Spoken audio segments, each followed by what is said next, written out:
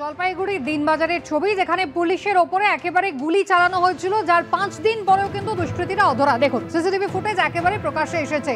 দুষ্কৃতীদের তাড়া করলো পুলিশ, পুলিশের পেট্রোলিং ভ্যান তারা দুষ্কৃতীদের তাড়া করে এলো এবং পুলিশ কিন্তু তাড়া করে যাওয়ার পর দেখুন দুষ্কৃতীর হাত ধরে পুলিশ গাড়িতে তোলার চেষ্টা করছে পেট্রোলিং ভ্যানে। অন্য এক দুষ্কৃতী ছুটে এলো, পুলিশকে লক্ষ্য করে গুলি চালাতে শুরু করলো এবং পুলিশ বাধ্য হলো।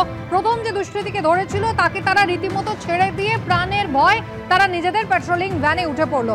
ঠিক জলপাইগুড়ি দিনবাজারের ছবি, যা ইতিমধ্যেই সিসিটিভি ফুটেজ একেবারে প্রকাশ্যে এসেছে। আমাদের প্রতিনিধি রাজা চট্টোপাধ্যায় রয়েছেন টেলিফোন লাইনে। রাজা, ফুটেজ প্রকাশ্যে এসেছে, দুষ্কৃতী একেবারে হাতের নাগালে এসেও বেরিয়ে গেল। 5 দিন ঘটনা ঘটে গিয়েছে, এখনো পর্যন্ত এদের হদিশ পুলিশ পায়নি। দেখো, পুলিশ সূত্রে যেটা খবর যে তদন্ত শুরু হয়েছে, সিসিটিভি ফুটেজ দেখে কিন্তু পুলিশ কিন্তু তদন্ত নেমেছে এবং বিভিন্ন জায়গায় কিন্তু পুলিশের দল তারা পাঠিয়েছে এই বিষয় নিয়ে দুষ্কৃতীদের ধরার জন্য, যেটা পুলিশ সূত্রে খবর।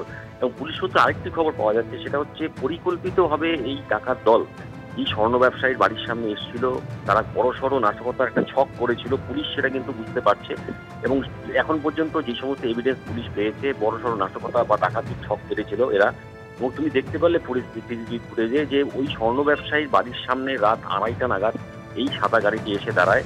ঠিক ওই রাস্তা দিয়ে কিন্তু নাকা চেকিং চলছিল এবং পুলিশের পেট্রোলিং ভ্যান তারা কিন্তু রীতিমতো রাত্রে ওখানে টহল দেয় এবং সাদা গাড়িটিকে দেখে কিন্তু পুলিশের সন্দেহ হয়। তৎক্ষণাৎ কিন্তু সাদা গাড়িটির পেছনে দিয়ে তুমি সিসিটিভিতে দেখলে যে পুলিশের সেই পেট্রোলিং ভ্যান কিন্তু এসে ধাওয়া করে এবং সেই স্বর্ণ ব্যবসায়ীর বাড়ির সামনে কিন্তু সাদা গাড়িটি দাঁড়িয়ে থাকে এবং পুলিশের সন্দেহ হয় যে বাইরে থেকে এই গাড়ি বা বাইরে থেকে যে দল তারা কোনো ছক কেটেছে এইখানে ডাকাতির ছক।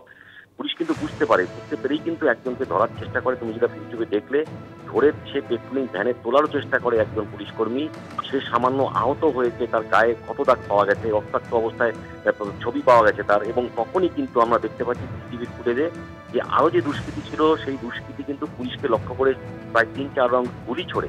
তখনই কিন্তু পুলিশ নিজেদের প্রাণকে বাঁচাতে সেই দুষ্কৃতীকে ছেড়ে কিন্তু পালিয়ে যায়। তারপরে তুমি সামনে পুলিশের তদন্ত শুরু হয়েছে এবং সিসিটিভি সেই ফুটেজ দেখেই পুলিশ কিন্তু তদন্ত করছে।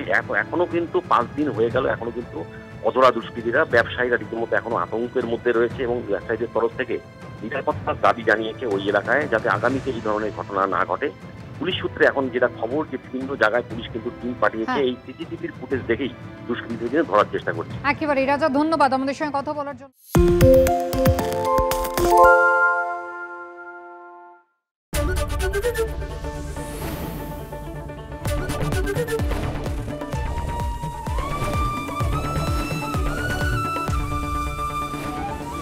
এবিপি আনন্দ, এগিয়ে থাকে, এগিয়ে রাখে।